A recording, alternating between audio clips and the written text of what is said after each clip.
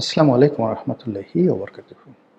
সম্মানিত দর্শক, দিল্লির সঙ্গে জামায়াতের সম্পর্ক কেমন যাচ্ছে? দিল্লির সাথে সম্পর্ক মানে শেখ হাসিনার সাথে সম্পর্ক এবং একই সঙ্গে দিল্লির যে সাউথ ব্লক রয়েছে, নর্থ ব্লক রয়েছে এবং নরেন্দ্র মোদী সরকার তাদের সঙ্গে সম্পর্ক কোন পর্যায়ে রয়েছে এই বিষয়গুলো নিয়ে আলোচনা করব। তার আগে হঠাৎ করে এরকম একটি প্রসঙ্গ আসলো কেন? কারণটা খুবই স্পষ্ট। সাম্প্রতিক সময় আপনারা দেখতে পাচ্ছেন যে জামাত অতিমাত্রায় চীনমুখী হয়ে পড়েছে এবং দিল্লির একটা মাথা ব্যথা হলো যে যারাই চীনের সঙ্গে খুব ঘনিষ্ঠ হয়ে যায় তাদেরকে নিয়ে জামাত যদি বেজিংমুখী হয়ে পড়ে তাদেরকে নিয়ে সঙ্গত কারণে দিল্লি উৎকণ্ঠিত হবে এবং তাদেরকে টেনে আনার চেষ্টা করবে। এটা হলো দিল্লির একটা স্বাভাবিক, যাকে বলা হয়, নীতি। ২ নম্বর হলো যে গত ১৭ মাস কিংবা তারও আগে মার্কিন যুক্তরাষ্ট্রের যে ডিপ স্টেট পলিসি ছিল সেই ডিপ স্টেট পলিসিতে আমরা জানি জামাতকে সর্বরকম পেট্রন করা হয়েছে আমেরিকার পক্ষ থেকে। কিন্তু গত নির্বাচনে যা কিছু হয়েছে, যেটিকে ম্যাটিকুলাস ডিজাইন বলেন কিংবা যেটিকে এক্সট্রা অর্ডিনারি ইঞ্জিনিয়ারিং বলেন, ইলেকশন ইঞ্জিনিয়ারিং বলেন, হোয়াট এভার মেবি, যেটা জামাত সরাসরি অভিযোগ করছে, সেই নির্বাচনের ফলাফল দেখার পর জামাত রীতিমতো তাণ্ডব, মানে তাজ্জব বনে গেছে। এর কারণ হলো যে তাদেরকে যেভাবে আশ্বাস দেওয়া হয়েছিল, প্রশ্বাস দেওয়া হয়েছিল, তাদেরকে যেভাবে সিকিউরিটি দেওয়া হয়েছিল, তাদেরকে যেভাবে ট্রেনিং দেওয়া হয়েছিল, সেক্ষেত্রে শেখ হাসিনার পতন পরবর্তী ১৭ মাস, এই ডটগুলো যদি মেলান, জামাতের ক্ষমতায় আসার সম্ভাবনা আমেরিকার পক্ষ থেকে একেবারে শতভাগ নিশ্চিত করা হয়েছিল। কিন্তু অল অন এ সাডেন হাদি হত্যাকাণ্ডের পর সম্ভবত আমেরিকা একটু ঢিল দেয়। দ্বিতীয়ত, মধ্যপ্রাচ্য নিয়ে, ইরান নিয়ে, ইউক্রেন নিয়ে আমেরিকার যে প্রচণ্ড মাথা ব্যথা, সেই কারণে বাংলাদেশের বিষয়টি তারা একটু চেপে যায়।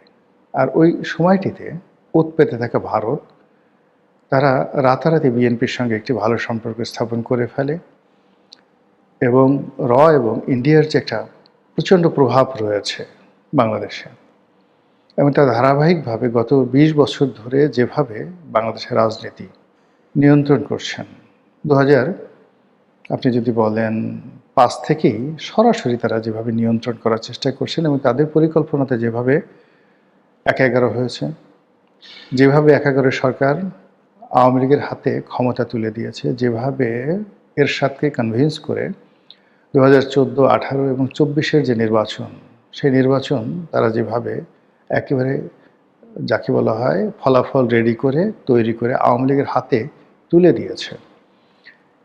এই কাজগুলো করার জন্য যে মেকানিজম দরকার, যে শক্তি দরকার, যে ইনভেস্ট দরকার, যে ম্যান পাওয়ার দরকার, সবই ভারতের আছে, কিন্তু আমেরিকার সেটা নেই।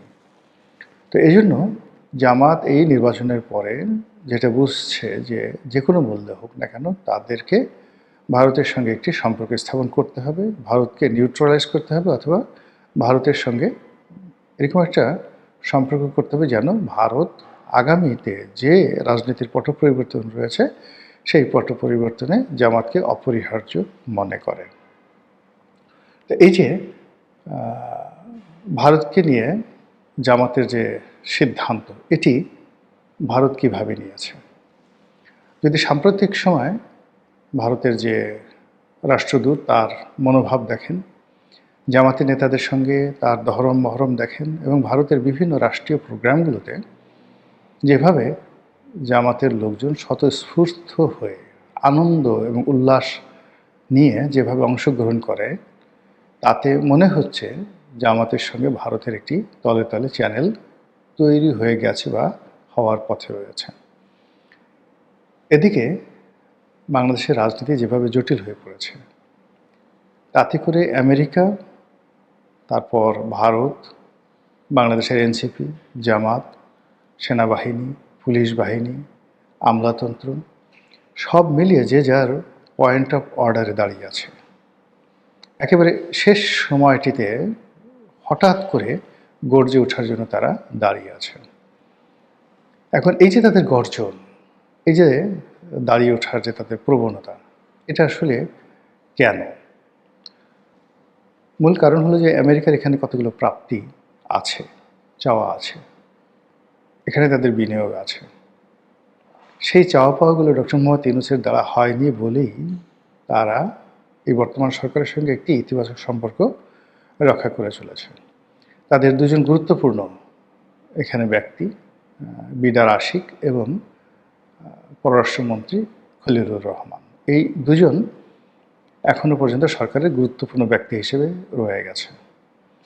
অন্যদিকে প্রধানমন্ত্রী হিসেবে তারেক রহমান সাহেব নিয়োগ লাভ করেছেন, কিন্তু তার মুখে হাসি, আনন্দ কিংবা উচ্ছ্বাসের কোনো কিছু আমরা দেখতে পাচ্ছি না। মনে হচ্ছে পিছন দিক থেকে কেউ যেন তাকে কিছু একটা বলছে, ভদ্র ভাষায় এই পর্যন্তই বলা যায়, এর বাইরে আর কিছু বলার দরকার নেই। ফলে এককভাবে কোনো সিদ্ধান্ত নেওয়া, এককভাবে কোনো বড় কিছু করা, প্ল্যান করা, পরিকল্পনা করা, এই জিনিসগুলো তিনি করতে পারছেন না বা সামনেও পারবেন না।